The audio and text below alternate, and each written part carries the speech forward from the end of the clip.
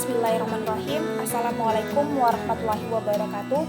Saya Nurlaila Karim, NIM 9142163 dari kelas C. Ingin memaparkan ujian akhir semester dalam bentuk PowerPoint dengan judul akuntansi kas dan piutang. Dalam pembahasan kali ini, saya akan membahas beberapa topik penting yang ada pada materi akuntansi kas dan piutang. Topik-topik tersebut diantaranya seperti pengertian kas, pengertian piutang, faktor kas dan piutang, dan terakhir jenis-jenis kas dan piutang. Selanjutnya, untuk topik pembahasan pertama, saya akan membahas tentang apa itu pengertian kas yang secara garis besarnya, semakin besar nilai kas sebuah perusahaan, maka semakin besar pula uang tunai yang mereka miliki. Untuk lebih lanjutnya, kas merupakan salah satu istilah yang terdapat dalam dunia akuntansi. Istilah kas biasanya digunakan untuk menggambarkan kepemilikan uang tunai perusahaan. Dalam laporan keuangan, kas dimasukkan ke dalam salah satu bagian dari aset ataupun aktiva lancar. Kedudukan kas dalam aset ataupun aktiva lancar dibuat sejajar dengan kedudukan aktiva lancar lainnya, seperti persediaan ataupun piutang dagang. Dalam dunia bisnis, jumlah kas sebuah perusahaan merupakan salah satu indikator kemampuan ataupun kinerja perusahaan tersebut. Selanjutnya, bagian kedua yaitu pengertian piutang.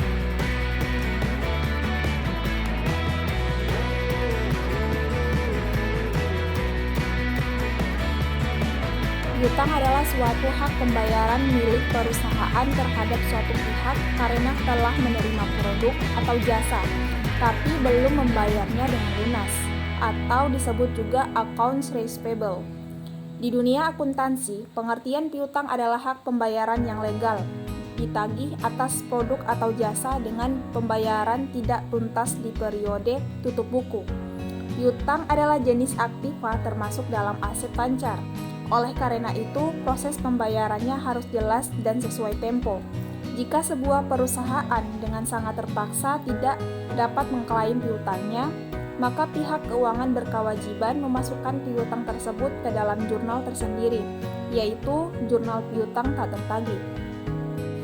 Oke, baik, kita lanjut ke materi yang ketiga, yaitu faktor-faktor akuntansi kas dan piutang, di mana faktor yang mempengaruhi akuntansi kas, penyimpangan terhadap aliran kas yang diperkirakan, jumlah kas yang paling ideal sampai saat ini belum ada, tetapi telah terdapat beberapa pedoman untuk menentukan jumlah kas perusahaan.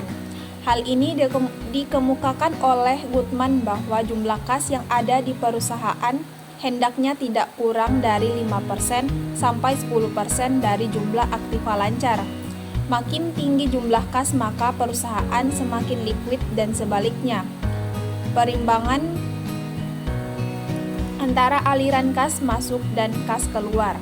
Sepertinya hal persediaan kas juga memiliki persediaan bersih atau persediaan minimal yang disebut sebagai safety cash balance, merupakan jumlah kas minimal dari kas yang harus dipertahankan oleh perusahaan agar dapat memenuhi kewajiban finansialnya sewaktu-waktu. Adanya penjualan yang baik, jumlah kas dapat pula dihubungkan dengan salesnya atau penjualan. Perbandingan antara penjualan dengan jumlah kas rata-rata menggambarkan tingkat perputaran kas. Makin tinggi turnovernya, makin baik karena berarti makin efisien penggunaan kasnya. Selanjutnya langsung saja kita bahas faktor yang mempengaruhi akuntansi piutang.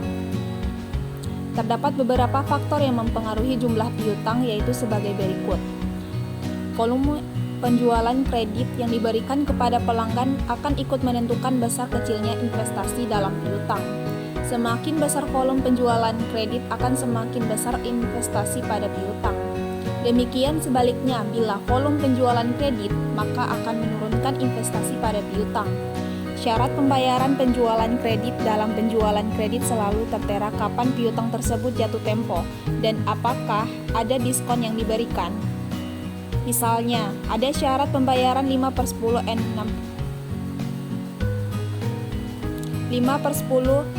N/60 Artinya bila piutang dibayar paling lambat 10 hari, tanggal penjualan akan diberi diskon 5% dan batas akhir pembayaran selama 60 hari. Semakin panjang jangka waktu kredit yang diberikan, semakin besar investasi pada piutang. Ketentuan tentang pembatas kredit atau disebut juga plafon kredit. Pada sistem penjualan kredit, masing-masing pelanggan akan diberi batas maksimal kredit yang biasanya diambil atau disebut plafon kredit. Plafon kredit untuk masing-masing pelanggan tidak harus sama, tetapi tergantung dari besarnya usaha dimiliki oleh pelanggan. Semakin besar plafon diberikan untuk pelanggan, semakin besar investasi dalam piutang.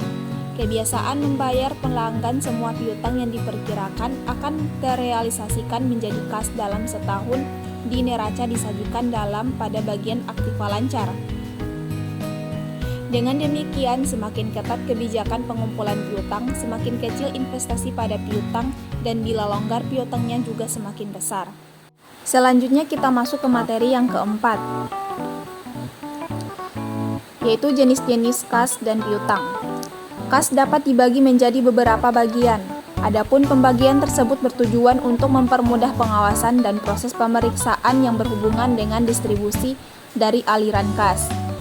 Anda dapat menemukan pembagian kas ini pada buku besar perusahaan dagang.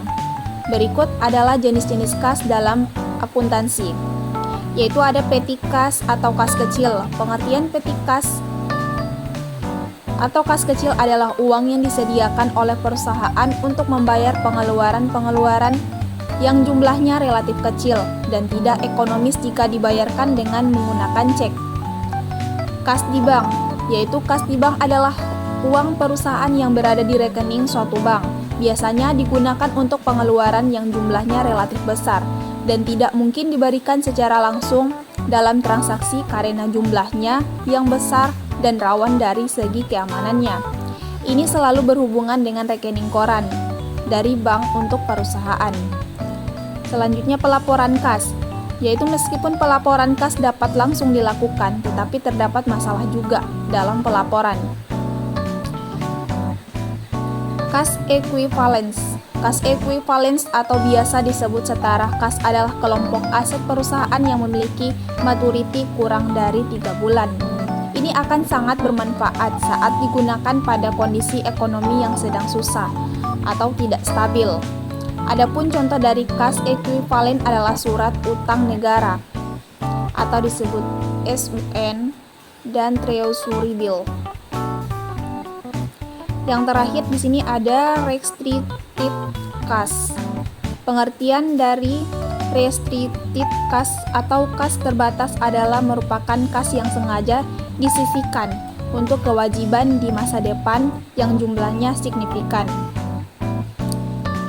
Selanjutnya di sini ada jenis-jenis akuntansi piutang, di mana setelah membahas ciri-ciri piutang, kali ini kita akan membahas jenis-jenis piutang berdasarkan model transaksinya. Piutang memiliki beberapa klasifikasi. Selengkapnya tentang jenis-jenis piutang adalah sebagai berikut, di mana piutang usaha atau dagang.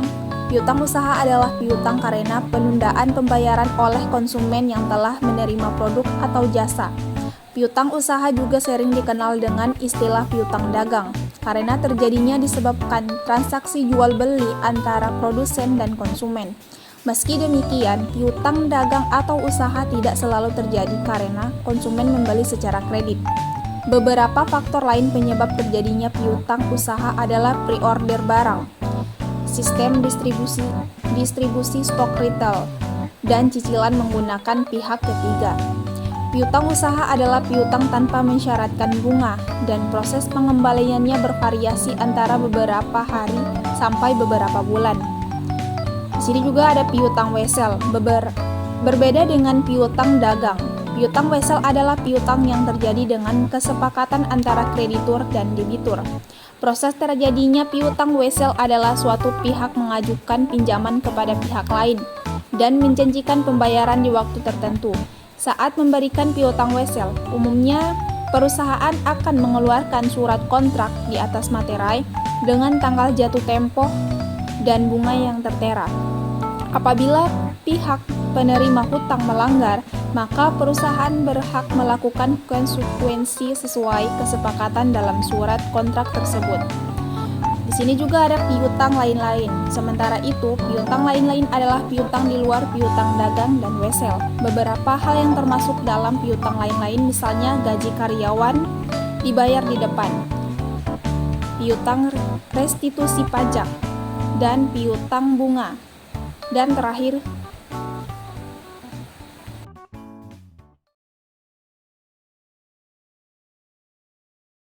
saya mohon maaf yang sebesar-besarnya apabila ada tutur kata maupun tindakan yang kurang berkenan. Dengan ini, presentasi hari ini saya tutup dan saya akhiri dengan hamdalah alhamdulillahirabbil alamin wabillahi taufiq walhidayah. Wassalamualaikum warahmatullahi wabarakatuh. Terima kasih.